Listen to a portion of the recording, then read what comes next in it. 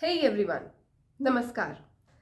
Intelligence quotient, social quotient, emotional quotient और cultural quotient, intelligence के जितने भी पैरामीटर्स मुझे समझ में आते हैं, उन सारे ही पैरामीटर्स को बच्चों में मोटिवेट करने के लिए, उनको इम्प्रूव करने के लिए ये सीरीज़ मैं आपके सामने लेकर आई हूँ।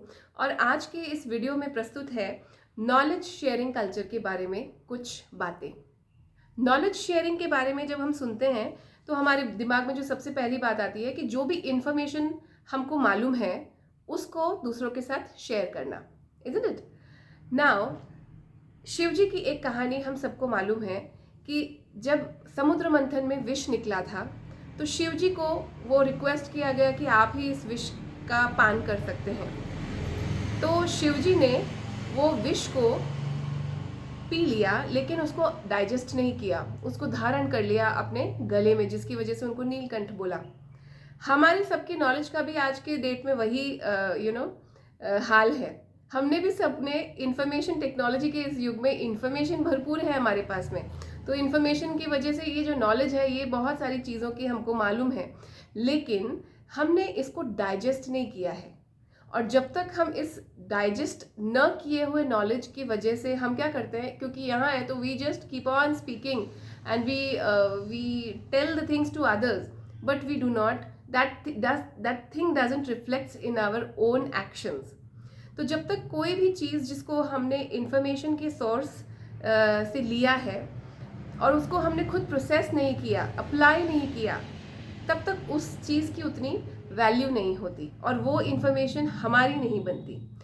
तो ये एक चीज़। और दूसरी एक चीज़ है कि आजकल मैंने कल्चर देखा है, जब मेरे बेटे को स्कूल में कभी बीमार होने की वजह से वो एब्सेंट हो गया, तो उसके लिए एक पूरे दिन के जो क्लास वर्क के जो नोट्स थे जो स्कूल में करवाए गए थे वो भी मिलना जो है वो थोड़ा सा एक टास्क हो गया आजकल। मतलब it's not about one individual, ये इन जनरल बहुत सारे बच्चों को देखा गया है कि they don't want to share what is being given to them as a community. जो एक ओपनली दिया जा रहा है वो चीज़ भी हम शेयर करने के लिए तैयार नहीं है, तो forget about the things that they have themselves innovated और मेड। तो ये कहाँ से आया, ये साइकोलॉजी कहाँ से आई हमारे कल्चर में, जबकि हमारे कल्चर का ये पार्ट नहीं था। डू यू नो, हम लोग एक ऐसा कल्चर है जिसमें इंडिक विजडम सबसे एंशंट विजडम है।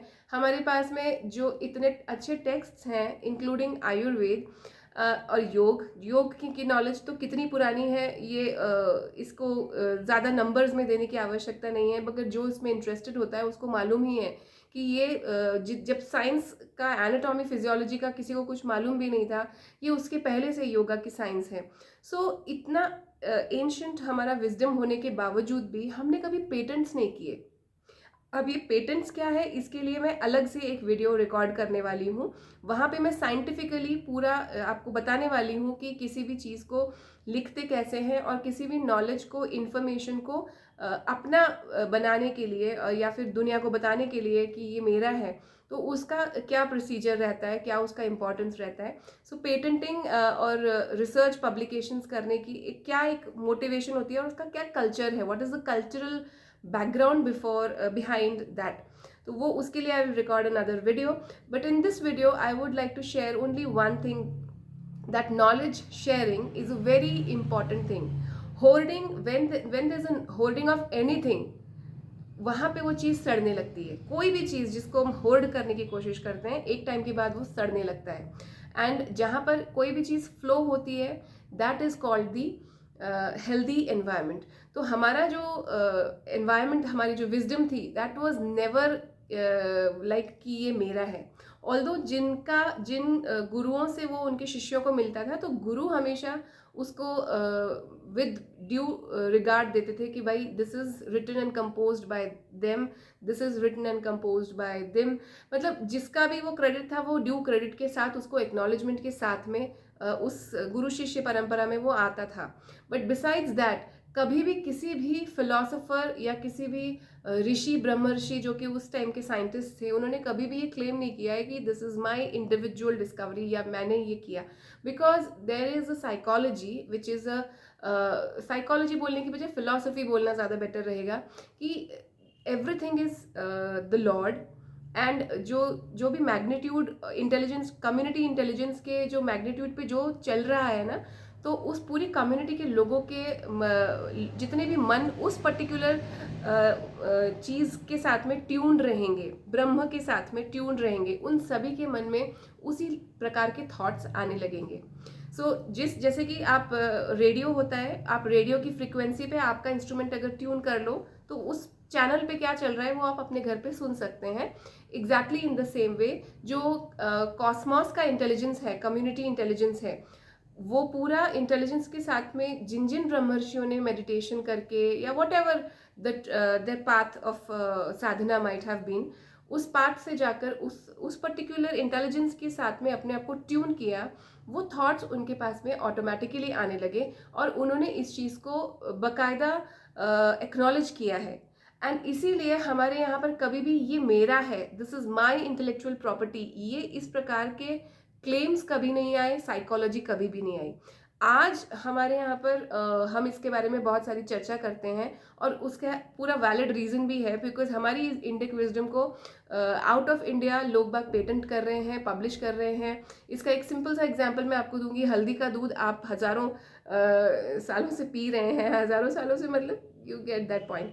तो अब लेकिन उसका आपके पास में कोई पब्लिकेशन या पेटेंट नहीं है, लेकिन करक्यूमिन, वही हल्दी का जो नाम है, उसका पेटेंट यूएस के पास में है। हालांकि वो यूएस के साइंटिस्ट एक इंडियन है, बट पेटेंट अभी यूएस के नाम पर है।